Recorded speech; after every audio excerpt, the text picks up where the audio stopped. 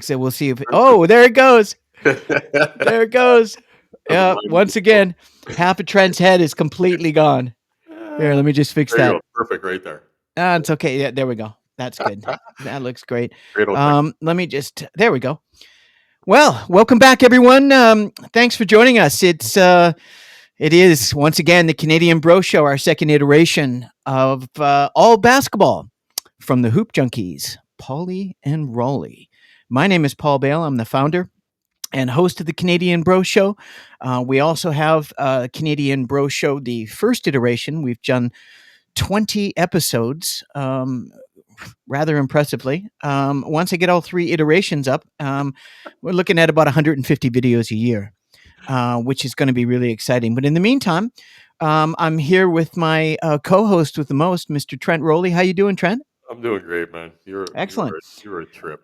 And I am, and it's hopefully it's an enjoyable trip, It's a wonderful um, trip. like it used to be. Trent and I have known each other for over 35 years, and we've had many great trips together, Many of and some a couple that were a little on the suspect side, but for that sure. was in the past. Yeah. Now is now. We are mature adults. Yes, adults. Per se. Mature? I don't know. I mean, look at us. Do we look mature? I look like I'm 75 and I act like I'm 15. So hey. Yeah, and I look like I'm 45, and Oh, and but if you look at the backdrop of my studio here, it looks like I'm surrounded by teenagers, a collection of basketball players and cards. Well, that was me 30, yeah, 40 years me too. ago.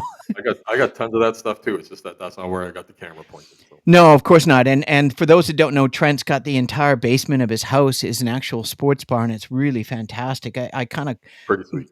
I just kind of copied it a little bit and did my own miniature version because this is the smallest bedroom of my house in Kelowna up here. I've got 3 bed, 1 bath, and Room this closet. one's actually a bedroom, but it's my studio. I film all of my YouTube channels in here, and when I do the third iteration of the Canadian Bro Show, which will be all Canadian real estate with Pauly and Guess, I'm still going to film it here. But I might actually move into the living room and make it, put a suit on and Oh, try to be a little bit more professional looking and not try to act like a 15-year-old kid. yeah, right. Um, but listen, today is really exciting because it's episode 6, and episode 6, all basketball from the Hoop Junkies, Pauly and Rowley, hoops to the soul and players for life. Today we're going to be talking about the Emirates NBA Cup. It's moving along quite nicely. A few teams have already secured the top place in their standings. We'll talk about that shortly. We want to talk about, of course, Yahoo Fantasy Basketball, which Trent and I both have a team in a league. And in fact, this week 7, week 6 finished yesterday. Week 7, Trent and I are actually battling each other. Yeah, I believe Trent is currently in 4th out of 10 teams, and I believe I'm in 7th you are. out of 10 teams. Moving on up slowly but surely. Do not call me Shirley. And then the next part that we're going to talk about is a new episode that we started called Waiver Wired Connected. And then we're going to go into the East and West standings. So, yeah, again, this is just at the tail end of week 6 and the start of week 7. I'd like to do a little segment here because a lot of people don't know me as well, but I have talked about myself a little bit more than I have talked about Trent. I haven't really gotten into a little bit about Trent's basketball and his past. We have not talked. So I'm going to do this new segment. Is called Our Basketball Journey, Getting to Know Pauly and Rowley. Today it's just going to be Rowley, and then Trent can do a question period next episode. I'll do it next time. Yep. Now that I know Yeah. what questions you want to ask, I can do the same. Yeah, I mean, just really simple stuff, just to let people know who you are. And so the first question I'm going to ask you, Trent, is like, where did you start your basketball journey? How old were you? Do you remember? Grade 7, grade 8. Grade Uh, 7, grade 8. yeah, I just saw in grade 7 the NCAA championship game. The year in grade 7 was uh, Georgetown, led by Patrick Ewing, just behind me, Right, and North Carolina, led by James Worthy. Not that guy right. yet, although he did hit the winning shot. So that's one of the first games I really ever watched in entirety, Wow, and great first game, eh? became a Michael Jordan fan right from then. Yeah. And all of a sudden, basketball became just as important as hockey, and kind of just started from there. But you played more than hockey was your first sport, for sure. I mean, I played all sports: hockey and baseball were the two that I played a lot, and then right? football just for fun, and then basketball. Grade 8 was my first full year of basketball. Yeah, and of course Trent's from Alberta, probably one of the best province, second best province in my opinion in all of Canada, and it's a great province, wonderful people, great tax system. Their government is, I think, it's one of the better provincial governments in Canada. They are no nonsense. They stand up for what they believe in, and you know everything's cheaper there. Gas is cheaper, booze is cheaper. You know, The essentials of life. yeah, pretty much. And my next question, Trent, is why basketball? Because hockey, obviously, you started off in hockey. Why did you just go? Hey, at grade 8, you're what, 13? Yeah, 12, grade 7 into grade 8, 12 to 13. And Right. it's, I don't know, just once I started playing, especially because it was something, um, You can do indoors. well, not just indoors, but it's something you can do by yourself. True. Whereas hockey, yeah, I could go to an outdoor rink and shoot a puck around and skate around.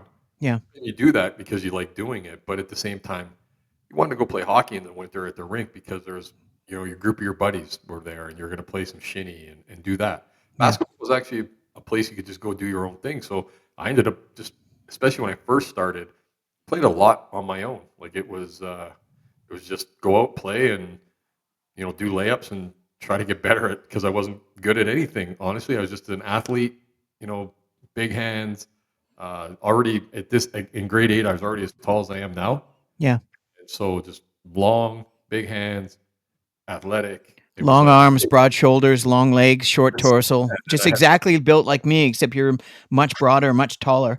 And then what would you say that when you started basketball, did you soon discover that there was a favorite aspect of the sport that you really appealed to you right away? Or when I is it first something you grew into? when I first started, Yeah. the comments I would get from everybody I was playing with at that time that had played for however long before me. Hmm. Uh, I I rebounded the ball. I just seemed to have a nose for where the ball was going to go, Yeah. and I didn't have the problem with the physicality of the game. I enjoyed it. It actually made it fun. It Yeah. was it's you're testing your manhood really, right? Yeah.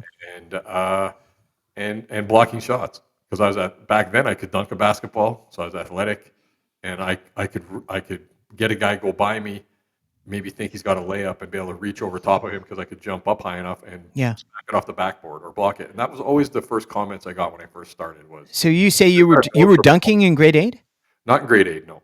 Oh, okay. I'm just saying Because I you're was athletic kind of enough. a geekoid in grade 8, growing into your body, right? Yeah, I could touch the rim or really close. It was just that I was long, and it just seemed I found this aspect that I could affect the shot, and I could rebound, Yeah, it's a good answer. and I I enjoyed really it. like that. So, I think that's a wonderful one. And then of course, when you started, is the favorite team that you had or the favorite player still the favorite team and favorite player, or have you evolved in your basketball journey into liking? Obviously, I know who your favorite player is, but well, who's your favorite team? uh, Do you have a favorite team? well, I'm cheer for the Raptors, obviously, being Canadian. Canadian, of course. Me too. But as a kid, I mean, I was a Dr. J guy. Dr. J was like the guy. Just go YouTube Dr. J and you'll know why Dr. J Dr. is that. Julius Irving. He's So not a doctor, by the way, no, but he was on he operated every night. the street on the streets of New York and Massachusetts where he went to school. That's crazy. He was a doctor right away. That guy was electrifying. If you go back to some of the old photos in the ABA Yeah, and you look at his vertical, he had like a 46-inch vertical. yeah, His hands Trent and I both it's have big crazy. hands, He had two but page. his from thumb to finger, 12 and a half inches. Yeah, it's crazy. And he can palm the ball. It looks like a grapefruit. It looks like a Um, tennis ball, like we would. I'm So, telling you. so And for and this, me, it was that, and then whichever team was going to draft Michael Jordan, because I watched Jordan all the way. So all of a sudden, college, I'm into college basketball because Jordan was only a freshman. So the yep, next 2 years of college basketball, I'm trying to find and watch every North Carolina game, and thank goodness North Carolina, being one of the blue blood type things, yeah, schools, they showed them anyways. yeah, So I remember my mother being on me like, it's springtime and it's like, why aren't you outside? And I'm parked in front of the TV because I'm watching a Carolina game. None of Yeah. my family were basketball fans at all. Yeah. So it was like they didn't know why I was into it. But that's kind of where. So I was a Bulls. So when he got drafted by the Bulls, I'm a Bulls fan, and I still kind of sneakily cheat for the Sixers because of Dr. J and Charles Barkley, but Dr. J especially. And Moses Malone. Moses and Tony. We can go to Yeah. that anytime. The But the 83. Yeah. Sixers are kind of my secret team that I root for, just because as a kid I was rooting for them before. I mean, I remember the '83 finals. Like I remember like cheering, like being off the Oh, yeah. couch cheering when they beat the Lakers. Like it Oh, was yeah. just so awesome. Yeah, it So was. I was a Bulls fan. Now it's the Raptors, and I'm more of a fan with basketball, especially out of all the sports. It's the only one of the four major ones. Basketball is the only one that I really outright don't have a real favorite team. I like Right. players. Like I cheered for Dallas when Steve Nash was there. When he got Yeah. traded to Phoenix, I'm a Phoenix fan. Yeah. I'm a players fan, so I like to watch Minnesota games because Anthony Edwards is fun to watch. Yeah. Shea Alexander, Canadian guy, I like to watch him. So I'm more that way with basketball, much more. Like I want to watch Denver games because of Jokic. I Yeah, I mean, know. I'm the same. I'm so the same. I know you're a Knicks fan and a Lakers fan. Yeah. But I know that you watch these other games because you're watching it for other players, Trae Young, all these other players that we really like. Yeah. That you're following the league. But I do have, like I said, I cheer for the Raptors. We both do. Who's your favorite Canadian player? Oh, I mean, it's Alexander right now. There's no question. Shea. Yeah, I like Nembhard too. I like how he played. Yeah. I know you like him. Yeah. I wish they would have gave him a little more time. He had a couple good moments, and then he just seemed to rot on the bench again. So, but Yeah. I kind of like him. I think he has potential to be a really good, a good NBA player, and Mathurin too. But Alexander's the guy. Alexander's the outside of Steve Nash. Alexander's the next best Canadian player. By the way, his name is Shea Alexander Gilchrist. We call him SGA. And I would go my favorite Canadian player, not that I'm being asked right now, is I'm a big RJ Barrett fan. When he got traded to the Raptors, I was like, oh my God, maybe he can finally find some consistency and take that next level. And he certainly has. Him and Scotty they're just incredible 1-2. And when quickly comes back, it's going to be exciting to watch. They have, like we've talked about them, right? They have a good team. It's just that they're it's like they're one player away. They're almost like a finisher away because it's just those guys. They need a backup big because the big Austrian's done an incredible job. You see how red that guy is in games? Yeah. Like, oh my God. Yeah. Minutes. He is. And then I got one last question here. It says, first of all, do you still play basketball? You do you? I do. Yeah. And you can get up and down the court. You're still. Yeah. 3-point line to 3-point line. That's all you need. Just pull it. Just pull up. Throw it up. I'm going to get it. I love it. And the other thing is very impressive, and we both have volunteered quite a bit in our lives in our basketball career. We both volunteered coaching and refereeing and getting out in the community. And how many years did you volunteer coaching in St. Paul's in Alberta? 17 years. Congratulations. I think that's really impressive. Oh, and so as this show evolves, people will know that by springtime of next year, I will have it's either going to be a registered company or a registered nonprofit basketball academy. Hold that for a sec, because that was my next question, the last question. Sorry. Because I knew of this, we've talked about it. I've talked about it to you many times over the decades. I've been wanting to do it for a while. And if I was fully retired and had the time and the funds, I would join with you and maybe buy one of those houses on the golf course of St. Paul's and live there for 6 months of the year. Unfortunately, my wife cannot live in an igloo. And the reason why I mentioned basketball and Alberta is because for 6 months of the year, you're indoors. Yeah. You're going to be indoors, and basketball is an excellent way, and which is why Dr. James Naismith invented the sport when he was employed at University of Massachusetts and the YMCA there, is because his job was to invent a sport where they could participate inside, because back east in Massachusetts, it's as cold as Alberta, if not colder. And anyway, so that just everyone, I just give a little bit on Trent. He's got a great personality. He's a wonderful person. And he's done very well for himself. When I first met him, I thought this guy's he's going one place and one place only, and that's going to be either dead or in jail. And he proved me wrong. Yeah. and I'm really glad to have you as co-host Well, with the most. The next thing is I want to talk about. I actually I haven't played professional basketball for 20 going on 25 years, which is you're old. really hard to believe Yeah, you're old. because I'm only 8 pounds away from my playing weight of 185, which Nice. is what I've been my goal for 2 years is, and I've lost almost 40 pounds. So I'm just stuck. I got that 8, 9, maybe 10 more pounds just to get down to 185, and I'm going to be really happy about it. But one of the things I've decided to do and add more to my basketball and give something back is that I have become a professional referee in Kelowna. I joined the Kelowna officials of British Columbia, and I'm actually getting paid to work out and be a part of basketball. Uh, It's so cool. It's so fun. I did my first game 3 days ago, and I almost blew my left hammy out. I and I couldn't walk for the next 2 just, days. just so the people who watch this show know, we couldn't record the show because Paul was was too sore. I was really injured, and I was really worried that I wasn't going to be able to referee. I've got 2 games tonight, one Too at sore. 5 to 6:30, and then I've got 6:30 to Fine. 8. And I'm like, oh my god, I better bring some sort of something to dull the I love pain. it. I love it. But we're doing a live show here, so we won't talk about that anymore. Wish me luck. I hope I don't blow my hammy out.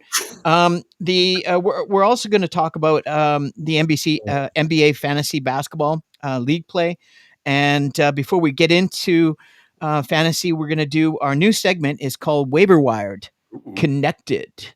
And connected is a double entendre. It's actually connected as connecting, but it's also the name of our favorite run and gunner, certainly my favorite, named Dalton Connect, who's a 6'7", 6'8", two guard. Basically, he's a two guard. He can play small forward with the Lakers, and the kid is absolutely dynamic. Can dunk. He's smooth. He's got a beautiful stroke. And I think JJ Redick, the coach, is starting to realize the importance of this young man being playing significant minutes. And I've got him as one of 3 players to possibly win if he can continue his minutes, and I hope he does win or at least be in the running for the Rookie of the Year this year. yep. And so my first person is, believe it or not, Dalton Connect is still available Yeah. on about 36% of Yahoo Fantasy, which is just people don't get it. I guess because they got scared. He had one 4-point game, and the kid's averaging 19 points a game right now, 6 rebounds. He's I shooting think really it's well. I think it's a minutes thing, Paul, right? It, Is it, that you look it at it is. and go, is he gonna play 25 minutes or is he gonna play 18 minutes? Not that he Yeah. can't get 6 threes in 18 minutes. He Yeah. can. But Yeah. I think that's what worries people about picking a guy like him up is that is he gonna play Yeah. he's a flavor of the month kind of thing, like most waiver Yeah. wire picks are, but I don't think he is. I think No, he's a guy that if he's you a can get him keeper. in your lineup, you keep that guy. He's not bad. I do too, and it really his outside shooting is desperately needed. They talked about it with the Lakers before the season started. They picked up a bunch of players, none of which are really contributing, and they're all supposed to be guys that can shoot from outside. Gabe Vincent is one that can, but I mean, he's basically the fourth point guard. And if you see Dalton Connect, I would definitely pick him up. His outside shooting's unbelievably fantastic. It's consistent. His stroke is so smooth. It's a high stroke. He's very athletic. He loves to attack the rim at 6'7", 6'8", can really get up and has no problem throwing it down. One hand, two hand. Oh, he's He's an athlete. just he's electric. He's an athlete, man. And he's very unselfish. And his coaches, he's taken a long road to get to the NBA, and he's resilient and he rebounds. And I think he's a perfect complement to Austin Reeves to give them, 2 6'6", 6'7", 6'8" backcourt players that can be combos. They both can play the point. And they're white. And yeah, I have to say since that. when is that an issue? Yeah, because Oh, you mean because we're white? yeah, And so exactly. we No, should I say it celebrate their Caucasianness. yeah, we should celebrate their whiteness and that they can play in the NBA. Well, I mean, if I was 6'8", and with that kind of vertical, It's a joke, people. Okay, I know. It's just, people just get a little. You know what people are like, bud. So especially from glad you said Alberta. it for that we'll leave it at that. Yeah, right. Yeah. Good. Albertans, they don't like to indicate when they drive. They don't stop at stop signs. They run the red, and they're Sure. passive aggressive Yeah. because Super. they're probably drinking beer while they're driving as well. Anyways, the Yeah. next person we're going to talk about, I see that Trent picked up in our league. Trent and I, on behalf of the Canadian Bro Show, our logo there, Trent and I both in our very first fantasy league. Drafted in the same under our logo, and Trent, what's your name in that? Maminals? Filthy Manimals. Well, the filthy part's true. You remember the Manimal, right? You remember Yeah, him? yeah, of course, yeah, Three. Come on. absolutely. My kind of And so Trent picked up my next pick would be Malik Monk. And interestingly enough, when DeRozan, who's now back, got yeah, hurt, played last night. he's been out for about a week. Malik was like the sixth man and always has been the sixth man. He's very electric. He's a scorer. But he also, people don't realize that he also played one season with his fellow Kentucky De'Ron Fox together at Kentucky for 1 year before they both came to the NBA, and here they are back again. And the word is that DeRozan's come back. He's going to play small forward, and Malik Monk's going to be their two guard, which I think is fantastic. Yeah, so they're going to play smaller. They're going to put Keegan Murray at power forward and Sabonis Yeah, in the middle. And I was just going to say, exactly. that's how they I should. think That's and they're going to run and gun. I really like it. And no one talks about him. He can score, he can shoot, Yep. but he also, for a guy that doesn't start, leads the league in assists coming off the bench per game. So again, can spell Darren Fox when necessary and play the point. And he's 6'3", 6'4". He plays D and he gets steals. I like him, and that was a good pickup, Trent. He's an athletic version of Jamal Crawford. Yeah. The exact same type of player with the handle and all that, Yeah. but just more athletic. That guy Absolutely. will throw down on you. Like Jamal Crawford had the odd dunk, but Malik Yeah. Monk has some like Showtime type dunks on people. Oh, yeah, he's very explosive. The next guy I want to talk about really quick is a big. I don't really know very much about him, and he's a rookie, and he's playing for, if not the worst team in the NBA, because I think they're probably going to the New Orleans Hornets.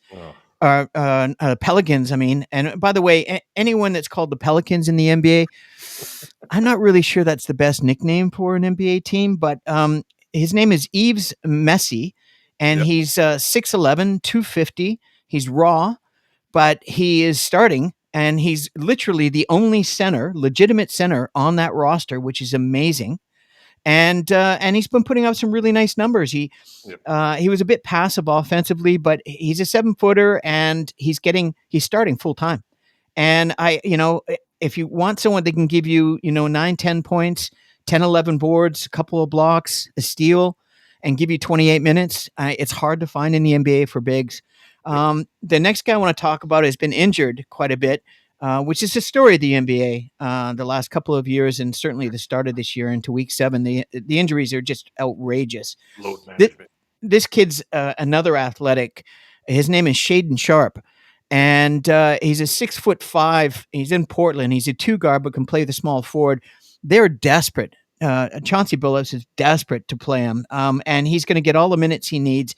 He's getting about 35 minutes right now, and he's very explosive, athletic rim runner, and can score buckets. And I picked him up on a couple of my teams, and he's, I think, 4 games in a row, he's averaging 22 points a game, 4 rebounds, 3 assists, steal, block, couple of threes. Yeah, he's really athletic. Peter right now for sure. Yeah, totally. And then another guy no one's talking about, he's another rookie. I don't think he's going to be in for the rookie of the year, but San Antonio seems to think he is, because he's playing 32 minutes a game, and Stephen Castle. Yep. Now, I watched him play a couple of times. One game where Wemby was injured, and I was like, wow, this kid is really impressive. Now, Coach Pop suffered a stroke or a heart attack a couple of weeks ago, so they're letting him just sort of, heal. And right now they've got their rookie coach taking over, and guess who the rookie coach loves? Castle is starting, and he's athletic. He's about 6'5", and he's really smart, and he's a combo, and he's a guy you got to keep an eye on, because the minutes are there. If in fantasy, if you got minutes, you're going to get usage. If you got usage and minutes, therefore you should be relevant in 9 category leagues. There's another guy in San Antonio that is the same type of player that no one knows about, and he gets tons of minutes. Is Champagne. Oh yeah, Champagne. Yeah. Yeah. He get a ton of minutes, and he'll have one game where he gets 4 threes, and the next game maybe not, but Yeah. he fills the board all the way across, and he's Yeah. playing like you just said, he's playing 30-some minutes a game. Yeah. No, a good point. I was going to put him in, but I have to go I'm back worried. to for the third week in a row, third episode in a row. I'm going back to my favorite big that nobody talks about. Goga Pitazi. Goga. I love that kid, man. He is from Georgia. He's 6'11", 250. He's got the worst beard in the NBA. Looks like a porn star from the 70s, but he's unspectacular big man. He has incredibly solid fundamentals. He rebounds the ball well. His offense is a little suspect, but he blocks, he gets steals, he drops dimes, his field Physical, goals are good, and physical. he's playing right now. So he used to, when Wendell Carter gets injured, which is all the time, Oh, yeah. and Mo Wagner, both Mo and Goga are the big backups coming off the bench. Well, now Mo is the sixth man, and Wendell's playing power forward, and they got Goga at center, and guess what? They're the third best team in the NBA. Yeah, they're big on a heater too. Yeah, and so if he's still Without available, grab Banchero. him. Without Banchero too. Yeah, without that's why I think he's getting all the minutes because they're depleted, but they do. Thank God they've got at least four bigs But still. the thing is like as you just pointing it out, what their record is without Banchero.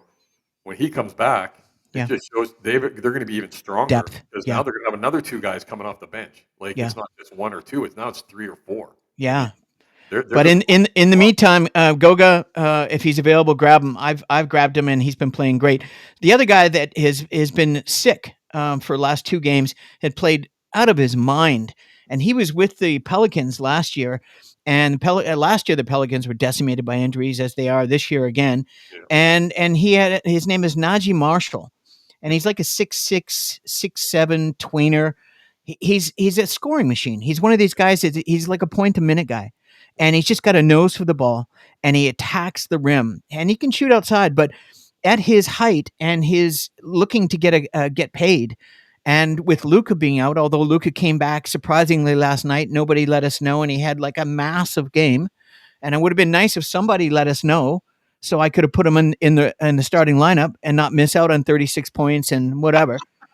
And anyway, so Najee Marshall's sick, but if he's available, he was averaging 19 points a game, 3 rebounds, 2.3 assists, 1 steal, 1.5 3-pointers at 27 minutes, shooting almost 60% from the field and 83 from the foul line. Very aggressive, offensive, two-way player. And I think because he's shown what he can do and they're still injured, even with Luka back, I think he's going to be a 6-man type of role, take on what Tim Hardaway used to do and not have to just focus on his threes. So my last but not least, I picked up because you dropped him and I've dropped him before, but after watching his game last night, I had to pick him up because Boston's backcourt is injured as well. Peyton Pritchard, man, that kid is tough as nails. And he's like an offensive version of TJ McConnell. He just gives you everything except he can shoot it. better athlete, I think, too. Better, and he's stronger and he's aggressive, and he's not afraid of taking and making big shots. And he's invaluable for their rotation for the remainder of the year. And I think he'll be 6-man. Probably have a good chance to be 6-man of the year. Players of the week. Antetokounmpo, the Greek freak, Giannis. Let me add one to the players that Sure. on the waiver wire because he came back from injury, and I know he might get hurt again. It's one of those things in the NBA. Yeah. But Amen Thompson from the Twin that plays for Houston. Yeah. Almost shooting 60% from the floor, playing 27 minutes, averaging 11 points. He gets like 2 or 3, 4 boards, 2 or 3, 4 assists, a couple steals. Yeah. He's a guy who's in 9 category. Again, probably worth looking at. Like I looked at him before I picked up Pritchard this morning. Yeah. I looked at him as well because it's going, okay, what do I need or what? It's just that you only have, like we've talked about, you only have a couple players probably in your lineup of all your players that you're changing all the time. You have a pretty solid core. So I would look at him.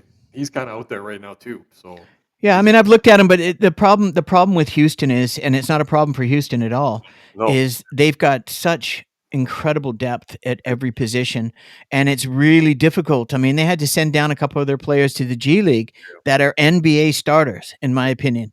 Maybe not right now, but in a year or two. And I agree with you, and I think that's a really good acknowledgement.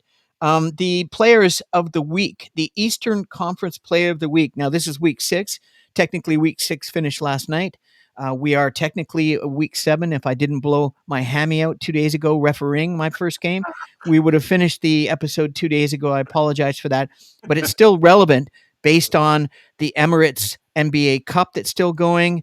The Yahoo schedule is all over the place. It's crazy, but in the meantime, the Greek Freak, 33 points a game, 11 rebounds, and a 7.5 assists. Crazy. And in our first episode of All Basketball with Hoopjunkies Pauly and Rowley, I had Milwaukee number 1, and Trent scoffed at it at the time, but they've won 6 games in a row now. Exactly what I said is exactly what's happening. The coach is finally starting to know how to use Lillard and the Freak, and then get a good rotation of 8-9 players. Right. And they've got good depth. Apparently, Middleton's coming back very soon. Again, he's been cleared to play. He just hasn't played Yeah. yet. So Yeah, it's I had him picked 5th or 4th or 5th in the East. That's what I had him at. So. Well, anyways, they've won 6 in a row and they're playing really well. In the Western Conference, it's a bit of surprise. Nobody would have ever guessed it, but Harrison Barnes got traded from Sacramento to San Antonio. Yeah. Boy, does he like it in San Antonio, and boy, do they like him.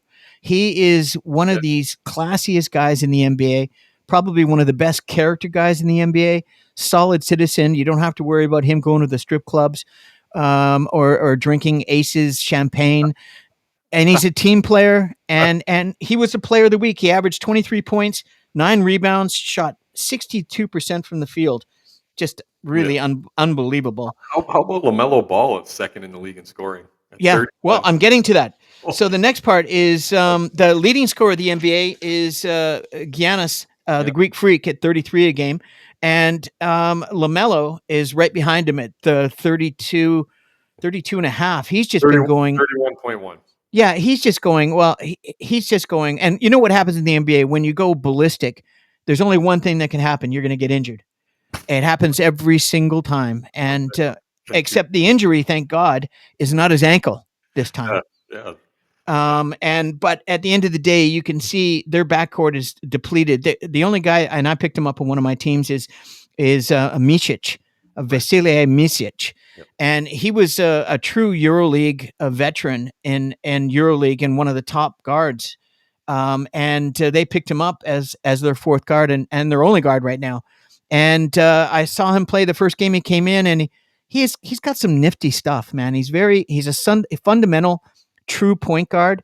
Not the greatest shooter, but he got really good handle. He's got great size. He's about 6'4", 220. He's really a big guy. And thank God they have him. And everybody's picking him up. I was going to put him on my thing, but because I did this 2 days ago, and he just literally ball went down, I thought I'd just mention it anyways. Nikola, the Joker, 13 rebounds a game, leads the NBA in rebounding. Trae Young, my favorite point guard, the only point guard in the NBA that's averaging over 20 points a game and over 10 assists a game, is getting 12.5 assists. Dyson Daniels is leading the NBA in steals. Started off just on fire with like 6 steals, 7 steals, 6 steals in the first 4 games, and now he's just back to 2.5 steals. But I mean, come on, 3 a game. That's 3 a game. It's incredible. It's crazy. No, they have it. Well, they had it at 3.6, but 2 days ago. But on the last game, he only had 2 steals, 2 games in a row. 3.0 now. So yeah, and Daniel Gifford has got a best shooting percentage at 72% because, as Trent said in our pregame show, he's a lob threat, and that's pretty much it when it comes down to. Yeah, and a flamethrower leading the NBA in threes, which is one of my favorite categories because I was the 3-point specialist myself, is Anthony Edwards has 89 threes. This was as of 2 days ago. He probably has 100 now because he played last night, played really well. Them in the Lakers tonight. Yeah. Oh, I'm going to watch that later after my reffing. And then basic from the we don't have to really talk about. You got to bring up your boy Wemby, 3.5 blocks a game. That was the last one. Yeah. Wemby is just crazy at 3.5 blocks, and it will be more than that. And I want to watch his game last night. He had an incredible game last night. Cool. Didn't get it. Another guy you didn't bring up that you could probably be looking at, but as a rookie, again in Portland, is Donovan Klingman, the big kid from UConn. Yeah. He had 0 points the other night, but Yeah. 19 rebounds. Yeah, that was last week. I He's know. been injured. He's been injured for about Yes, but 4 games, and then they brought in the Time Lord, yeah, and the Time Lord he got is, hurt you know, why already. they call them the Time Lord is because as soon as he gets his time, he's back on the bench, injured, and he gets in the perfect opportunity with 8 and out. Klingen goes down, and he's ready to go, and within 1 minute in the first game he gets back, he's in concussion protocol. I was just like, are you freaking kidding me? That's Like, crazy. and I picked him up on 6 of my teams. I thought he was going to have a Time Lord moment, and the guy still hasn't played. He's still in the concussion protocol. It just drives me insane. GTD, game time decision. Oh, just dry. And some teams are just brutal. Anyways, going to the Emirates NBA Cup, and it's full on. What's happening right now is, for those that are following it, it's with all the fancy courts, all the colorful courts, and the Emirates is putting out, $500,000 per player on the winning team. I believe the backup team gets half of that I at don't a know. I'm not really sure. But in East A, the Knicks defeated the Hornets 99-98 to move to 3-0, and they look very solid, not just in the Emirates NBA Cup, but they have established, and they're looking to clinch East Group A with a win against Orlando tomorrow. Charlotte was eliminated after Friday's loss. And so in the East, there's A, B, and C groups. And in the West, there's A, B, and C. In East C, the Hawks take down the Cavaliers again. The Hawks own the Cavaliers to start this season. Yep. And they beat them 117-101 and clinch East Group C with 3-0. When Boston beats Chicago, Cleveland drops to 1-2 and is officially eliminated. Well, they're officially eliminated from the NBA Emirates Cup, but they're also the second best team in the NBA, in my opinion, right now, defensively and offensively. Oh, they're playing great. And then going back to the West, Western Conference C, the Grizzlies dropped the Pelicans. No surprise there. They got blown out in their first NBA Cup win in franchise history. New Orleans finishes 1-3, and they're toast. Memphis improves to 1-2 and remains in the hunt because everybody's so terrible in that West Group C. So it'll be interesting, and those games are all going to be taking place next week. And what Yahoo's done, and instead of having week 7 separated from week 8 because there was only 4 teams playing, and because the Emirates NBA Cup is still playing, they've decided to amalgamate week 7 and week 8 together. So it's going to be, take a look at and by the way, with those 2 weeks, Trent, you want to be really careful about how you're moving your players because you're only going to get 4 pickups in those 2 weeks. You should get 8. You should, but this, if we were doing the league, everything would be butter, but we're not. We're doing. You're in a basement, and I'm in my little third bedroom. Whatever it is, yeah. Whatever. It's all good. And then in the West A, the Timberwolves finished 2-2 in group play after a 93-92 win. Very close game against the Clippers, who are playing really well. And Harden's rediscovered his youth. He's just playing insane. He played incredible last night. Absolutely amazing. The beard continues to amaze. The guy for them though is Norman Powell Jr. is having the best year of his career so far. Well, he early, was, but this is the best that guy has played on. And he had 28 last night, and he's a flamethrower, and he can score. Another guy who contusion seemed to be a problem. So, well, I mean, if he can stay healthy, absolutely. He's having the best start to his. This is the best year he's ever had. Yeah, it's about time, and that's because of Kwame is not there, and it just frees it. Who's next? Next up. Plus, he wants to get paid, Trent. Yep. And so the Timberwolves finished 2-2, and with the win over the Clippers, who fall to 1-3, but have not been eliminated because, again, all of the teams are 500 ball right now. Minnesota was eliminated, and when Portland beat Sacramento.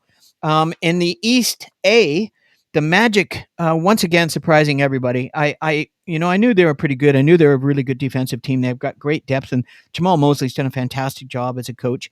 And honestly, with one of the worst backcourts in the NBA, I'm surprised. And with their main player down, they improved to 3-0 in group play after cruising past the Nets, blowing them out. The Brooklyn Nets are really struggling.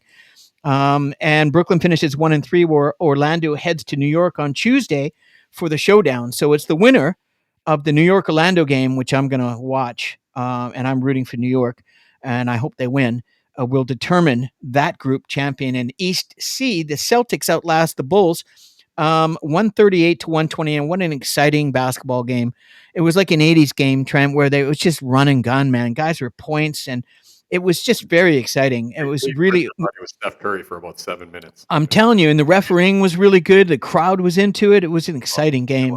Good game. And while the Bulls, to keep their NBA wildcard hopes alive, finishing group play at 3-1, Chicago drops to 2-2 and is eliminated from the tournament. So you're seeing some teams that are 1-3 that are still in it, depending on how it works, because it's a point differential and it's win loss. And so you've got to win at the right time and you've got to get the points. And we'll see how that all transpires in the next week. In East B, the Heat defeat the Raptors 121 to 111, and Bam Adebayo and Scotty Barnes both post triple doubles. It was a really fun game to watch as well.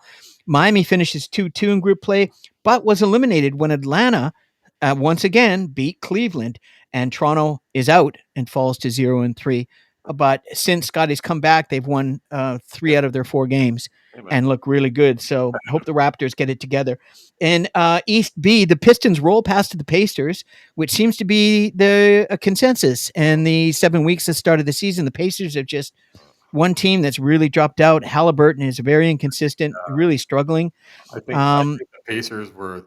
I think what happened with the Pacers is a team that read the press clippings all summer after last year, saying how good they're going to be this year, and everybody being excited about, hey, they're a fun team to watch, which they are anyways. But yeah, they are. I think they read a lot of press clippings and maybe didn't work on what they needed to work on, because they're one of the biggest disappointments to start this season. Yeah, and it's early, but still, it's surprising because they're one of the best offensive teams in the league. But their backcourt's injuries are decimated as well, and Halliburton's just been so inconsistent. And I hope he can pull it up, because I have 8 teams in Yahoo Fantasy. I'm a general manager of 8 teams, so I had a number of teams where I had like the 6th, 7th, or 8th pick. I think 3, and Halliburton was available in all of them, so I took him. Because I was like, are you kidding me? He's dropping to 8th pick? Well, obviously that's why. We had 9th and 10th in ours, and I picked him 9th. Because that's crazy. It's crazy. Yeah. So, the Pistons roll past the Pacers, 130 to 106. Detroit can punch its ticket to the knockout rounds on Tuesday with a win over Milwaukee. Good luck there. Especially with the coach that Detroit has. It's just bewildering.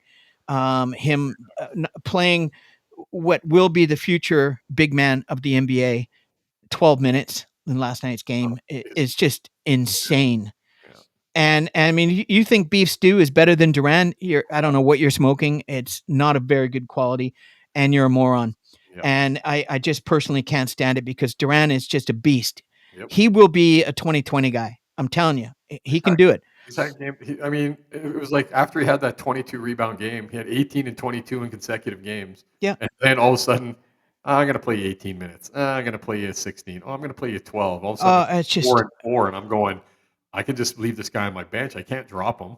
I tell you, if I could do like a David Cronenberg film and reach into my TV, like Videodrome, and grab Coach Bickerstack's and I'd just slap him. Just slap him. Slap some silliness into him, because you can't. Oh, it's just insane. Yeah, so in West 1, back to the West, the Trailblazers improved to 2-1, which is just shocking because they're terrible in group play. But of course, everyone's after that $500,000 cash, right? With the 115-106 win over the Kings. The Kings have been struggling. Portland keeps its wild card hopes alive, surprisingly, while Sacramento is eliminated from cup contention, finishing at 2-2 was surprising. Because I thought healthy, I thought they had a chance, but they're an explosive team as well. Yeah. And lastly, but not least, in West B, the Thunder beat the Lakers, unfortunately, 101 to 93, and to improve 2-1 in group play. And the defending NBA Cup champions dropped to 2-2, still in it, thank goodness, and appear to be on the outside looking in with a minus 24-point differential. They're in trouble. They're in trouble with that. Group winners, Atlanta. They gifted it to them last year, putting them in the thing they did with the teams they had to play against. Give me a break. They played New Orleans in the semifinals to get to the final. last year.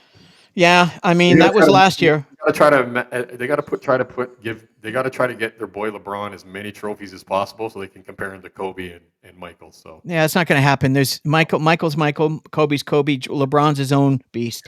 exactly. Atlanta is cinched East Group C with its scintillating play. They've been playing exceptionally well. Houston has clinched West Group A. Very, very surprising. And another surprising, I love Golden State Warriors. Stephen Curry is my favorite player in the NBA overall. And I think he's the best shooter in the history of the NBA in the world.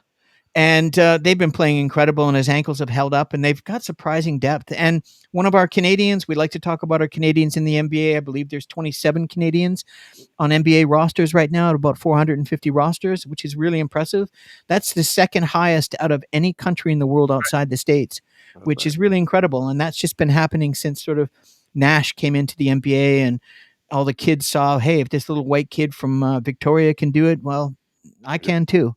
Not really, but what are you going to do? Let me just yeah. So we're going to go into this is my favorite section here, where Trent gets to break down the Eastern Conference and the Western Conference, and we'll go through each team and talk about movers and shakers, who's coming up, who's moving. What's it looking like? It's only 7 weeks in the season. I think once the Emirates Cup is done, 25 we games in, basically. Yeah. yeah, Yeah. yeah, exactly. Yeah. So, where do you want to start first, Trent? Well, Eastern Conference. I mean, you've got Cleveland because of their start. They are now in the last I think 6 games are 3-3. Right? They started out 14 or 15-0, and now they're 18-3. So kind of bounced out a bit. I mean, which is going to happen. You're not gonna go undefeated. It's just the way it is. Yeah. Yeah. Um, but again, we like them. I like the fact that they can play two bigs. Backcourt is good. Yeah. Guys off the bench can come in and shoot the ball, which is a way the NBA is played right now. Your Yeah. guys that are coming off the bench, you might have one role player that's a defender, rebounder, but all the other guys coming off the bench, they all got to be able to shoot the ball. And all the teams that are in the tops of the standings, that's what they have. There's Yeah. a couple exceptions, but overall, a lot of them can. And then you get the Celtics. Again, the Celtics are basically where we thought they were going to be. They're right there, a couple games behind Cleveland. The big one, Orlando. They've been rolling pretty good, right? It's like 6 in a row. I mean, they've won. I They're mean, you just look at the numbers. Like 18-3, 18-3 is Cleveland. Yep. Boston's or 16-4. Yep. Orlando's 15-7. I mean, you know Yep. what? There's two of those teams I wouldn't even be talking about. One of those teams, anyways. I think Cleveland. Yeah, I think you and I both. I had predicted Cleveland at fourth in the East. I had But them third. how they started, sure, Yeah. but they're going to be right here. They're going to be in the top four. Well, it's just impressive to see two 7-footers playing that well together, and their backcourt has been playing knowing their role crazy. and knowing their role. Yes, They know what yes, they're good at. They're playing, and it's the key to all the best teams. yeah, All their players know what they're really good at. That's what they do. They don't step outside the box and become a ball handler or a 3-point shooter or this. They do what they're supposed to do, and those teams are successful. It's like, yeah, and that goes for any level of sport. Doesn't matter what sport. yeah, You have your great players, you have your role players, and Cleveland, their role players that come off the bench. Jerome, who is a really good player at Virginia, yeah, he seems to really be starting to find his way in the NBA. He's had a couple of really nice games shooting the ball, yeah. filling in. This is Ty Jerome, Yeah, he was a really good player at Virginia. and they got Karis LeVert, and they've got Josh Okeke, Yeah. and They, they got a couple of they got Struce, who's injured. but they got guys, They've got depth. they have They did a good job of providing the team with depth at every position. exactly. And then the Knicks, which I still think that's a work in progress, just growing Karl Anthony Towns into that group. They're going to be right there. Oh, I think that's happening rather Yeah, quickly. it is. It's starting. They lost the other night, I think, or no, they've won a couple in a row. But I think that inconsistency, I think that's going to get them, barring any significant injuries. I think New York. I picked them to be second in the East. They just have that type of talent. Thibodeau plays D. The only problem with the Knicks is Thibodeau is like this guy. He just loves to play like 7 guys. He doesn't have 8 or 9. That 8 or 9 role comes out in blowouts. They're trying to play. You can't play like that all year. Yeah. And by the time the playoffs come, everybody's gassed or injured. Yeah. Well, try telling Tibbs that. Exactly. And then you got the Bucks, who again they're starting to come now. They've won 5 in a row. 6. 6 in a row. Is it 6? Yeah, it is. Yeah. 6. So 6 in a row.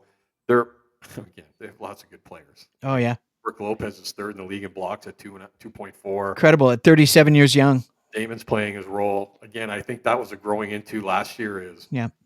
you went from being the guy to being the next guy with Giannis there, and Well, that's he also that's his a major- wife was cheating on him. He had a nasty there's divorce, life stuff going on too. No question. and he's got the kids situation. Then Yep. he got the health, and he went in the summertime. He went and worked out with his Yep. psychotic athletic trainer, Yep. and he.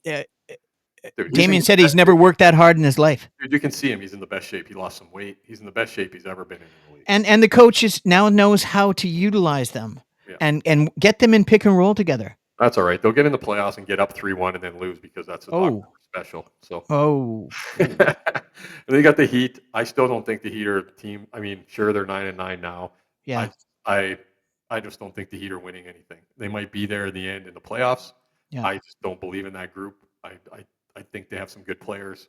They're not winning. I think Atlanta's a better team. I think the Hawks are too, and I think that's them finding their way, right? All of a Yeah. sudden you're gonna learn to win. I think the Hawks are probably a better team than the Heat overall. But I think there's a lot of teams better than them. I think the Bulls are better. I think the Raps are better. I think if Halliburton could get it together, I think Indiana's better. There's at least I don't see the Heat sustaining. They're one injury away. Rozier's been injured. They don't have any backcourt. Hero's the only one that's playing at Hero and Bam, and that's it. Jimmy Butler's going to be hurt. Jimmy who? Yeah, exactly. So I just can't stand that dude. And then you have again, you got the bottom of the East. I think the Pistons, honestly, not just the Emirates Cup stuff, but overall, them at 9-13. Yeah. I don't think anybody really envisioned that. They've actually played pretty well. They have some really good young talent. Ivy's coming into his own from Purdue. Don't say that. They'll give Bickerstaff the credit, and he'll bench Duran. Yeah, again.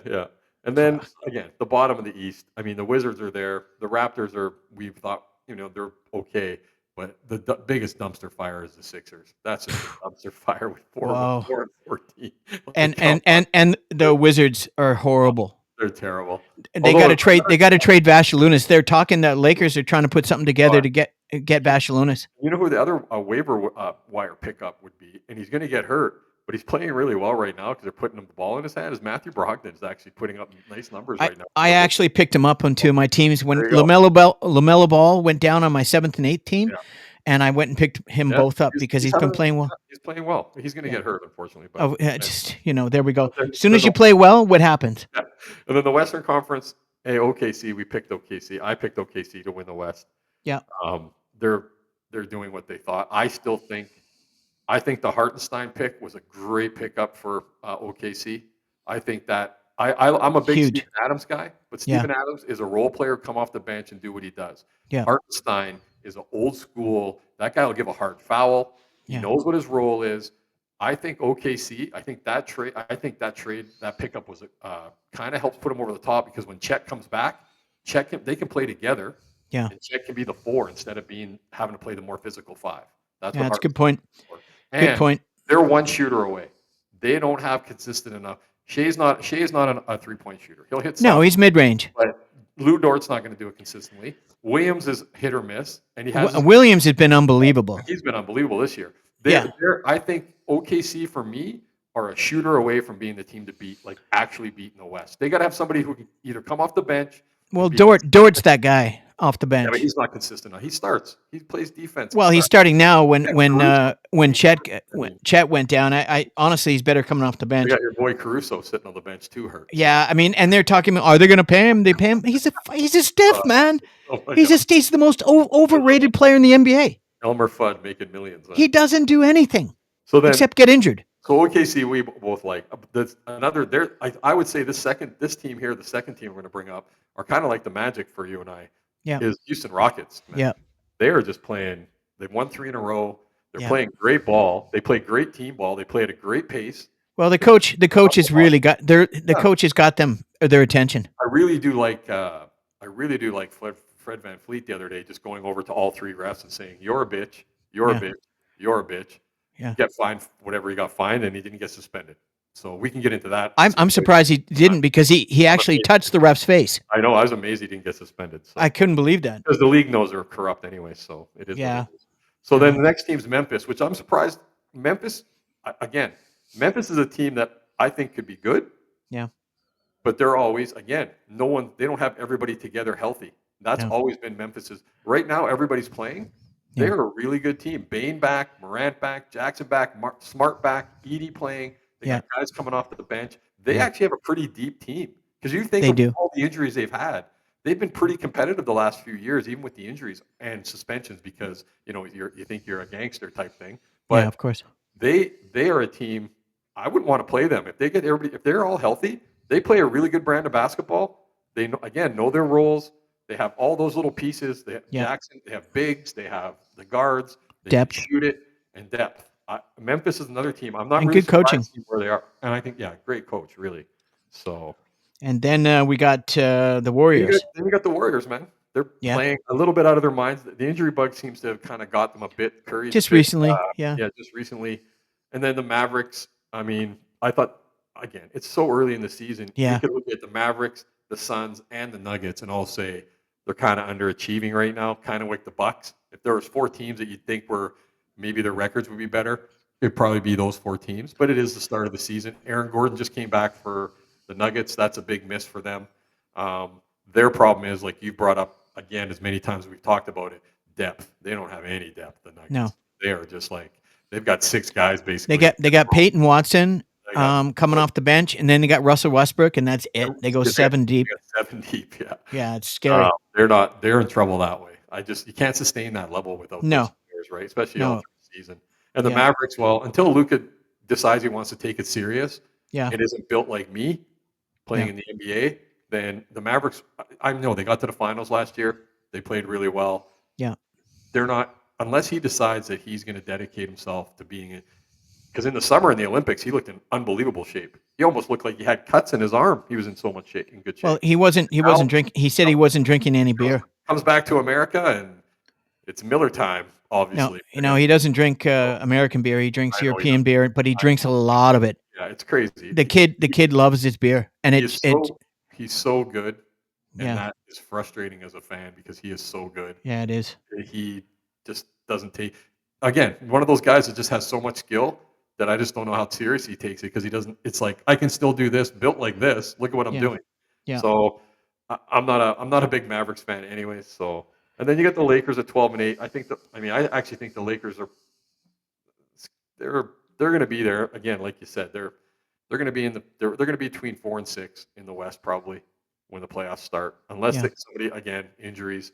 But and the other team, I think that the one team I'm actually pleasantly surprised by is, and I'm glad for it. I'm kind of rooting for them. Is San Antonio? Yeah, me too. Super young, fun team to watch. Wemby has just never seen anything. If we were young enough to be able to watch Wilt Chamberlain, right, I would think this is almost like that iteration of Wilt Chamberlain. This guy, like he is a freak of nature. Yeah, he really is. I mean, just around the rim. Blocking shots, shooting threes. I mean, he is, and he's wise. He's wise beyond his years.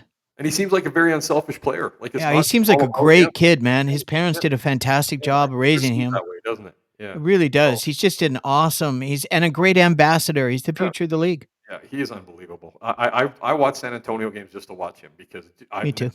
We've never seen anything like that guy. Well, I'm gonna watch that. I think it was San Antonio, Sacramento. Did you watch that last night? That was a great game. Yeah, I'm gonna watch that after the refereeing tonight. They really screwed over Sabonis in that game with some of the calls, but it was a great game to watch. Yeah, I would say those 2 teams. So you go to New Orleans, Utah, Portland. We knew where they were going to be to begin with. The 2 disappointments in the West for me would be, and again, 25 games in, is Minnesota and Sacramento. Yeah. But I think injuries, I'm with you. If Sacramento goes to that lineup, it makes them a way better team with that lineup. And again, they have some depth issues maybe, but they can play, man. They can go up and down the court with everybody and score 130 in a game and give up 126. Like I think Finch really needs to find a way to get Dante and Reed more involved in the offense and defense. Yeah, the Randall thing, I think obviously it's still a work in progress, the type of player he is compared to, Karl Anthony Towns. He's a 3-point shooting big man. He's rebounding the ball way better this year. Although He's he's always been a double-digit rebounder, it's not like a dominant rebounder, like he's playing the best basketball of his career, he's playing the best that he's ever played, and what a great trade for the Knicks. and Whew. I think Randall's a very one-dimensional player. I've never been a big, huge fan of Julius Randle. It's not that he's Yeah, not a great player; he's in the NBA, but I've yeah, just never been a big fan of his game. It's very one-dimensional. He's a spotty shooter at best. yeah, Doesn't rebound for his size. Plays a little bit of I mean, he's a good player, but he's not Carl. Like they took them to the tool shed in that trade, yeah. giving up like DiVincenzo there. He doesn't even want to play No, in Minnesota. And meanwhile, Carl Anthony Towns, like you just said, is having the best year of his career so far. Like yeah. they fleeced I think Randall's playing better, and I think Randall is a scoring machine, and he rebounds very well. And people don't talk about he drops dimes. He'll give you 5 assists, it's and like he can hit the three when he's streaky. But the thing yeah, is, the ball stops when it hits his hands. yeah, he's Carmelo Anthony, man. And him and Gobar, they just can't stand each other. Gobar tries to talk to him, Oh, but Randall just ignores him. I don't think I anybody likes Rudy Gobert. Well, I mean, but Randall particularly dislikes him, and he says I haven't talked to the guy in 8 weeks, I've seen that. and I finally saw them talking on the sidelines, and Randall looked at him like he was crazy, and then actually said something. That was the first time I've seen him actually acknowledge. And the only other team we hadn't talked about in the West that I'm bringing them up this way is because they're the team that if I'm anybody in the West, they're the ones I'd be worried about, and that's Phoenix. Yeah, When they have everybody playing, yeah. they can put the ball in the basket. Like they can score the ball. I But just watched the Suns for just 2 minutes, and Bale comes on, and in 8 seconds something wrong with his foot or his back oh, or his calf crazy. or and he's out again. That is the softest mofo in the league. He's terrible. Another $250,000 guy. You give $250,000 to a guy and he never plays. It's Yeah. just it's so stupid. I don't get it. So that's what we Uh, got. That's what we got for well, my good. big That was thing when it comes that to was good. players. Though my big thing is I think, but the Knicks in the offseason, the Knicks and Oklahoma City did the best when it comes to the players that they needed in Yeah, Towns and Hartenstein. I think yeah, those are. I'm looking for OKC to find a shooter. OKC find a shooter that either can come off the bench or play yeah, and shoot like 40% and get open looks from drives from Shea and that kind of thing and Williams. yeah. I think that puts OKC over the Well, top. I mean, the best shooter on their team, they only have one guy that can shoot that, and that's the Joe, the combo guard. He's really a two guard. He shoots about 40 from three. Right. He's the only guy that can actually shoot from outside. So they need more than one. They need a couple of guys that can shoot the long shot. I mean, Shea can hit the three, Williams can hit the three, but you're right, they don't, and so can Chet. But I mean, It's not that Chet's consistent. not going to be back for another 6 weeks, right? Yeah, probably. Yeah. Yeah, it's gonna be a while. Yeah. Oh well. That's all I got. That's Yeah. what we No, got. that's great. That's great. Is there anything else you want to bring up before we wrap it up for this week? No, it's gonna be a good week. You and me competing against each other. I Yeah. think we are. We can probably share with people that are watching. And thank you for watching, liking, and subscribing. When you do it, is Paul and I. We have a little before we get started, just for what we want to talk about. And I think our plan is to start recording this show every Friday and probably releasing it either by that evening or on Saturday. And No, then it'll be done on Friday. It'll so be released that's kind of our goal. So stay tuned every for that. Friday. It'll be every Friday night. You'll have something to have a beer to and watch and look at these two idiots talk about basketball. So Excellent. yeah, That's awesome. Yeah, I'm looking forward to it. And again, on behalf of Trent and myself, the Canadian Bro Show, our second iteration. This is our 6th episode. Very happy to have Trent here, the co-host at the most. We've been friends for over 35 years. And I'm looking forward to kicking his ass this week in the league, because I've got to get up from the 7th into the top 4. yeah, And the only way to do that, I got to go through him. So it doesn't matter with Trent and I. If we come first and second, that's excellent. If we come first and fourth, that's excellent, because we're still under the same banner. It's all things. right. It's all basketball with the Hoopjunkies, Pauly and Rowley. And once again, thank you for joining us. If you find the show informative or educational, and you enjoy it, please help us out. Subscribe, like, make a comment, Right. share.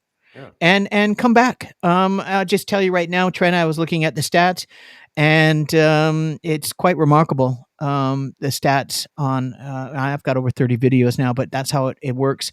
Yep. And I'll get more into it on a side note. And but the numbers are very impressive, and we're getting a lot of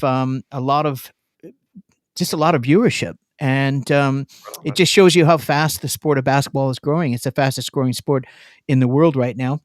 And we're the Hoop Junkies, Pauly and Rowley. Thanks very much for joining us. And we will be signing off. Trent, you have yourself a great day. You too, bud. Alrighty. Take care. See you, everyone.